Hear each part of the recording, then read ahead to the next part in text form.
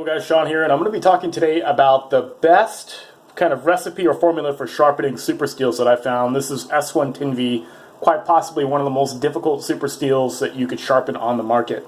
You get great performance, very aggressive, very nicely. This is how I like to finish my S110V, and this could help a lot of you guys out there. You can see all these different water stones I have, got all these different finishing options, different grits, different materials. You know, thousands of dollars worth of sharpening equipment. You don't need all that. Realistically, what you need is the skill. You just need to be able to hold consistent angles and know what you're doing with the process. I have several videos talking about that stuff though too, so you can geek out on that.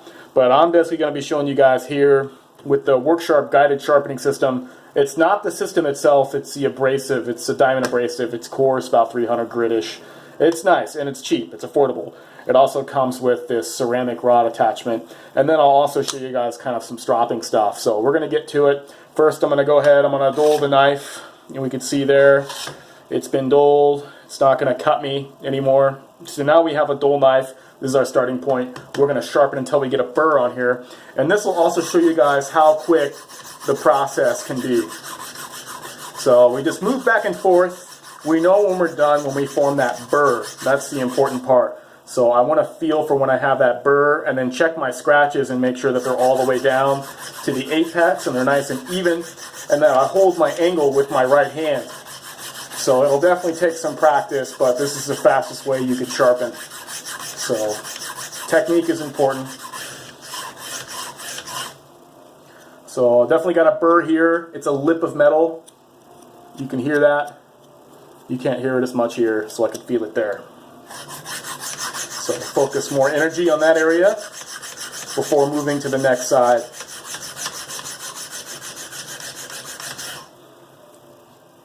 So now I'm getting it here, not so much there. So continue.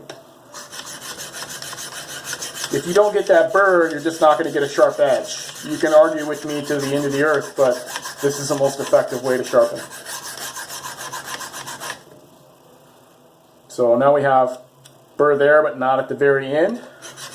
Luckily this happens quicker on the other side, so if you're already getting bored to death, just understand that it's going to happen much quicker on the opposite side there.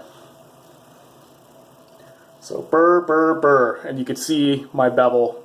See, I'm not scratching up the side of the blade. Here, let's get a little closer look at that. You can see deep scratches from the diamond. And we have the burr. We've got some metal filings turning my fingers black there. So now we got the burr. We're just going to go ahead and switch to the opposite side and do the same thing. People obsess about what angle to hold and things like that, but you just want to hold a low angle but not too low, if that makes sense. This is roughly probably about 17 degrees that I'm holding right now.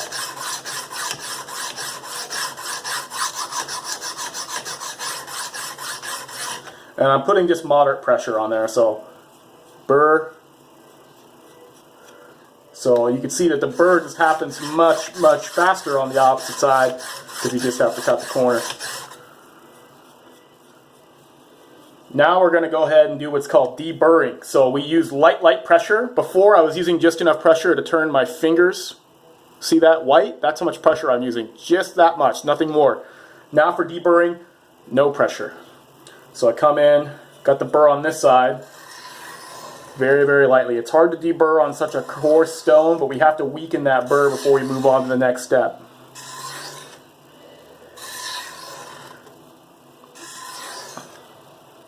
So deburr, there's not really any counting involved. You see some people do counting. No counting.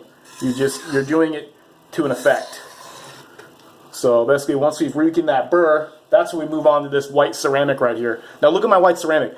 Look how it's loaded up with metal filings right there. If it starts looking like a number 2 pencil, you need to clean that off. You can use an eraser. This is a special piece of equipment called a rust eraser. It's basically an eraser with grit. And I simply take that and I clean off the ceramic. Okay, your ceramic doesn't have to be wet. Don't use oil with your ceramic, anything like that. You just use your ceramic dry, just like how you can use your diamond dry. Now from here, I basically strip off that burr. I hold at the same angle, and I just come in like so. And this, for whatever reason, the white ceramic really seems to clean off that burr.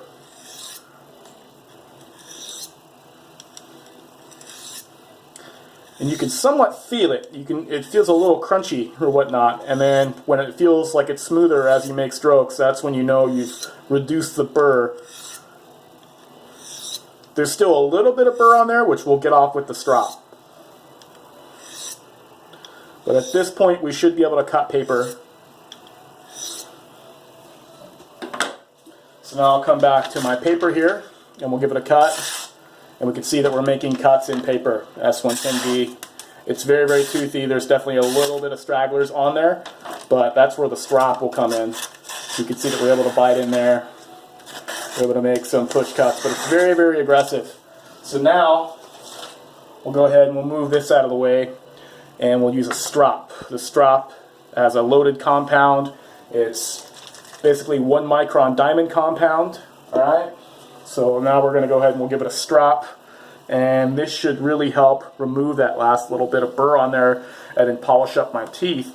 So the strop only enhances the work that you do. It's not going to take a dull edge and make it sharp. That's all the strop does. You can sometimes come back and restore an edge, okay, but sometimes there's just so much damage to the apex you just need to go back to the ceramic or just resharpen the edge completely, re-apex, re-burr it off the diamond.